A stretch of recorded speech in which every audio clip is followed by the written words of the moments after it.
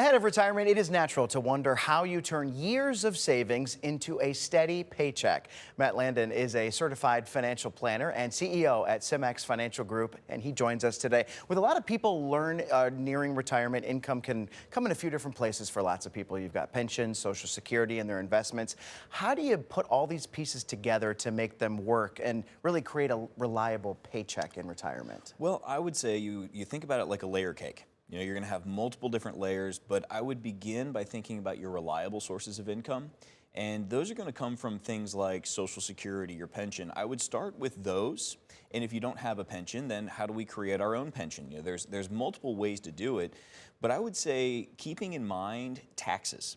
And the reason that I bring this up is because even though you can have a consistent paycheck coming in, what really matters is how much of it do you keep?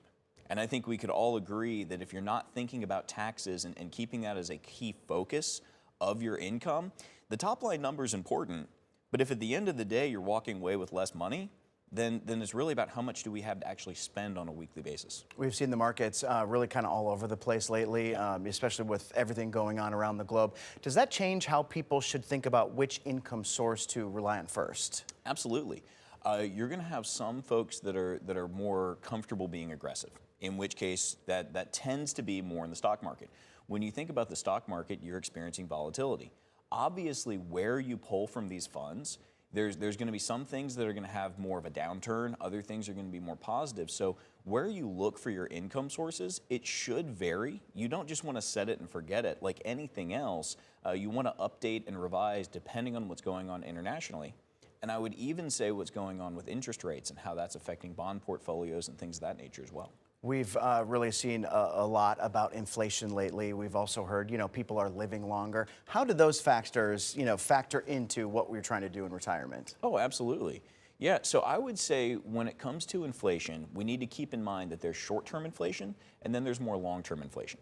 So if you look at something like gas prices right now, that's being directly affected by what's going on with oil and what's going on with Iran, that's more short-term. That's having an impact, and I'm not trying to be dismissive of that, but as things settle down, we're going to see that reduce. Whereas that enduring grocery bill that's been going up for the last 15 years, we just don't see that pausing or going away. Those kinds of long-term builds, you need to have it factored into your long-term plan. So if you think about what you need in paychecks today, I want you to walk 15 years in the future and double it.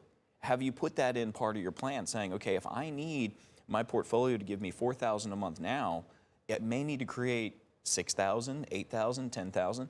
And again, not to beat the tax drum here, but again, if you have all taxable sources, are we looking at doing some strategic Roth conversions or anything while we can?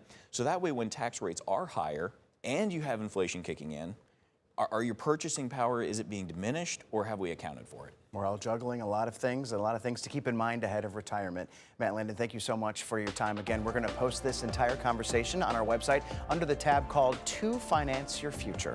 We'll be right back.